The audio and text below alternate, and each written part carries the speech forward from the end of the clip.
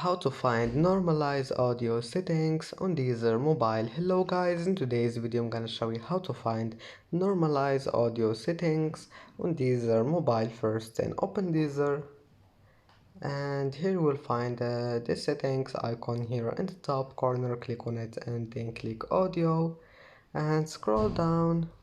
Here you will find this one, normalize audio, and here all you need to do is just turn it on or off just by one click. It's easy, and then go back, it will be saved, and as you see you can find it easily, and that's it. You can find it and manage it.